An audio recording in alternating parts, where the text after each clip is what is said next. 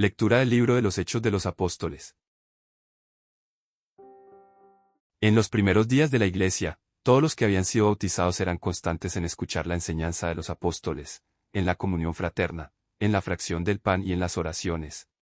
Toda la gente estaba llena de asombro y de temor, al ver los milagros y prodigios que los apóstoles hacían en Jerusalén. Todos los creyentes vivían unidos y lo tenían todo en común. Los que eran dueños de bienes o propiedades los vendían, y el producto era distribuido entre todos, según las necesidades de cada uno. Diariamente se reunían en el templo, y en las casas partían el pan y comían juntos, con alegría y sencillez de corazón. Alababan a Dios y toda la gente los estimaba. Lectura de la primera carta del apóstol San Pedro. Bendito sea Dios, Padre de nuestro Señor Jesucristo, por su gran misericordia, porque al resucitar a Jesucristo de entre los muertos, nos concedió renacer a la esperanza de una vida nueva, que no puede corromperse ni mancharse y que Él nos tiene reservada como herencia en el cielo. Porque ustedes tienen fe en Dios, Él los protege con su poder, para que alcancen la salvación que les tiene preparada y que Él revelará al final de los tiempos. Por esta razón, alégrense, aun cuando ahora tengan que sufrir un poco por adversidades de todas clases, a fin de que su fe, sometida a la prueba, sea hallada digna de alabanza, gloria y honor, el día de la manifestación de Cristo. Porque la fe de ustedes es más preciosa que el oro, y el oro se acrisola por el fuego. A Cristo Jesús no lo han visto y, sin embargo, lo aman, al creer en Él ahora, sin verlo, se llenan de una alegría radiante e indescriptible, seguros de alcanzar la salvación de sus almas, que es la meta de la fe. Lectura del Santo Evangelio según San Juan. Al anochecer del día de la resurrección, estando cerradas las puertas de la casa donde se hallaban los discípulos, por miedo a los judíos, se presentó Jesús en medio de ellos y les dijo, la paz esté con ustedes. Dicho esto, les mostró las manos y el costado. Cuando los discípulos vieron al Señor, se llenaron de alegría. De nuevo les dijo Jesús, la paz esté con ustedes. Como el Padre me ha enviado, así también los envío yo.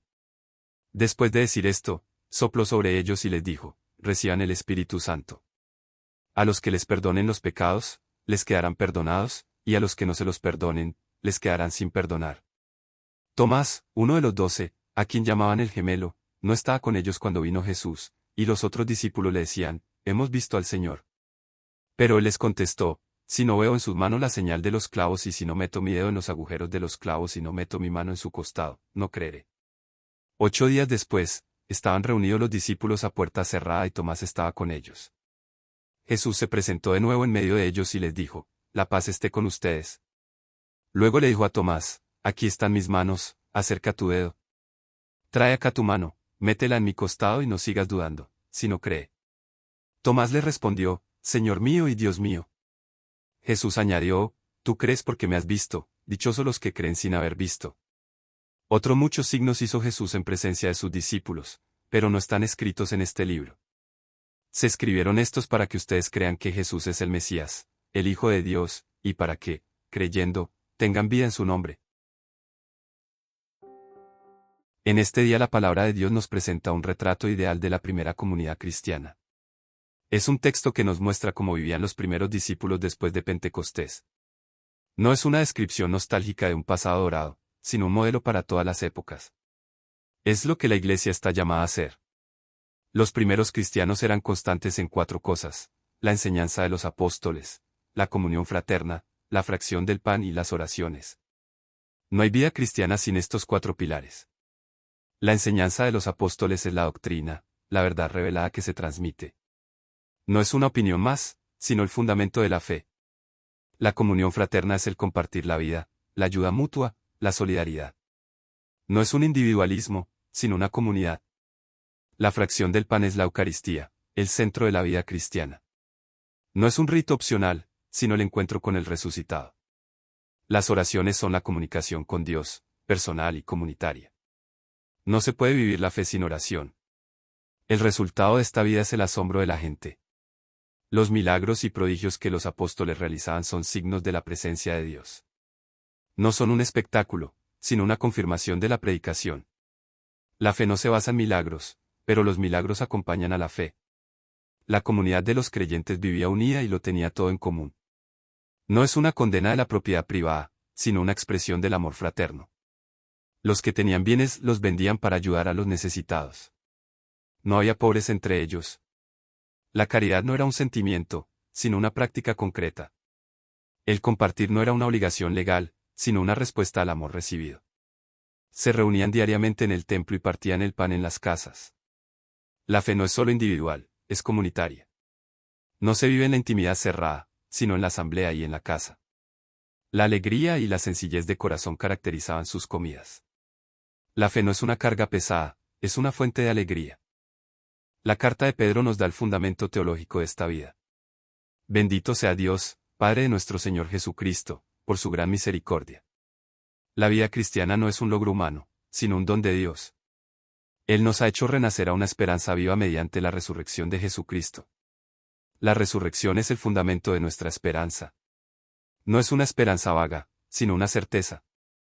La herencia que nos espera es incorruptible, inmaculada, imperecedera.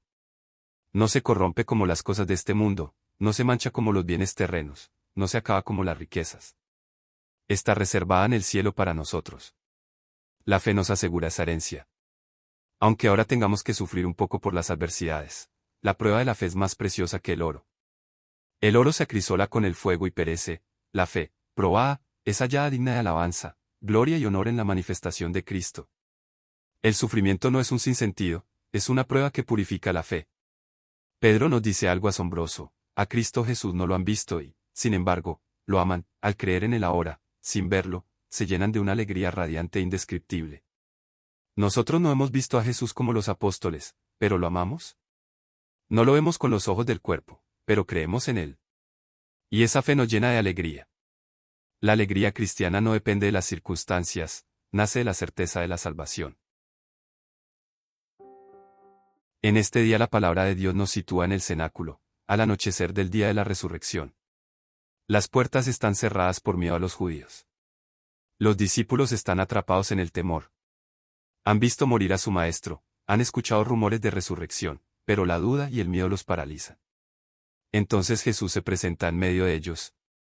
Las puertas cerradas no son obstáculo para el resucitado.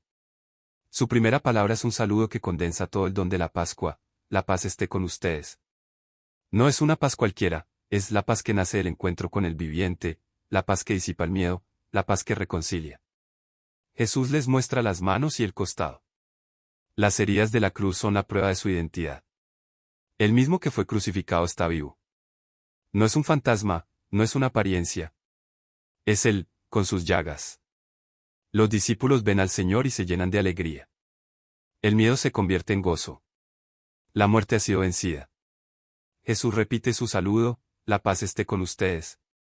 Y luego les da la misión: como el Padre me ha enviado, así también los envío yo. La misión de los discípulos es continuación de la misión de Jesús. El Padre envió a Jesús, Jesús envía a los discípulos. No es una misión cualquiera, es la misión de llevar la salvación al mundo. Y para cumplirla, les da el Espíritu Santo. Sopló sobre ellos y les dijo: reciban el Espíritu Santo. Es un nuevo soplo creador, como en el Génesis. El Espíritu es el aliento de vida nueva, la fuerza para la misión. Jesús les da también el poder de perdonar los pecados. A los que les perdonen los pecados, les quedarán perdonados, y a los que no se los perdonen, les quedarán sin perdonar. No es un poder arbitrario, sino el ministerio de la reconciliación. La Iglesia tiene la misión de anunciar el perdón de Dios y de administrar ese perdón en los sacramentos. Tomás, sin embargo, no estaba con ellos. Cuando los otros discípulos le anuncian que han visto al Señor, él se niega a creer. Su exigencia es concreta: ver las heridas, tocar los clavos, meter la mano en el costado. Es la exigencia del que quiere pruebas tangibles. Tomás representa al creyente que duda, que necesita tocar para creer. 8 días después, Jesús se aparece de nuevo. Las puertas siguen cerradas, pero Él está presente. Se dirige directamente a Tomás: aquí están mis manos, acerca tu dedo. Trae acá tu mano, métela en mi costado y no sigas dudando, sino cree. Jesús no se ofende por la duda de Tomás, al contrario, le ofrece lo que pide. La fe no se impone, se ofrece. Tomás, ante la evidencia, hace la confesión más explícita de todo el Evangelio: Señor mío y Dios mío. Reconoce a Jesús no solo como Señor, sino como Dios. Es la cumbre de la fe cristiana. Jesús le dice, tú crees porque me has visto, dichosos los que creen sin haber visto. Esta bienaventuranza está dirigida a nosotros. Nosotros no hemos visto a Jesús con los ojos del cuerpo, pero creemos. Somos dichosos porque nuestra fe no se apoya en la vista, sino en la palabra de los apóstoles y en la acción del Espíritu. El evangelista concluye explicando el propósito de su escrito. Se escribieron estos para que ustedes crean que Jesús es el Mesías, el Hijo de Dios, y para que, creyendo, tengan vida en su nombre. La fe no es un fin en sí misma, conduce a la vida. La vida eterna comienza ahora, en la fe en el nombre de Jesús. Hermanos, este evangelio nos habla de la fe en la resurrección. La fe no es fácil. Incluso los discípulos, que vieron al Señor, dudaron. Tomás necesitó tocar. Nosotros no tenemos esas pruebas tangibles. Pero tenemos el testimonio de los apóstoles, la escritura, la tradición, la experiencia de la iglesia, los signos de la Eucaristía. Y sobre todo, tenemos la bienaventuranza prometida, dichosos los que creen sin haber visto. La resurrección de Jesús es el centro de nuestra fe. No es una doctrina entre otras, es la que da sentido a todo. Si Cristo no resucitó, vana es nuestra fe. Pero Cristo ha resucitado, y nosotros somos testigos de su resurrección, no porque lo hayamos visto con los ojos, sino porque lo hemos encontrado vivo en nuestra vida. Jesús nos ofrece su paz. La paz que disipa el miedo, la paz que nace del perdón, la paz que envía la misión. Nos envía como el Padre lo envió a Él. Nos da su Espíritu. Nos confía el ministerio del perdón. Nos llama a creer sin haber visto. Que el Señor nos conceda la gracia de la fe. Que, como Tomás, pasemos de la duda a la confesión, Señor mío y Dios mío. Que, a pesar de no haber visto, creamos y tengamos vida en su nombre. Y que, llenos de su paz, seamos enviados al mundo para anunciar la buena nueva de que Cristo ha resucitado y que en Él tenemos la vida eterna. Amén.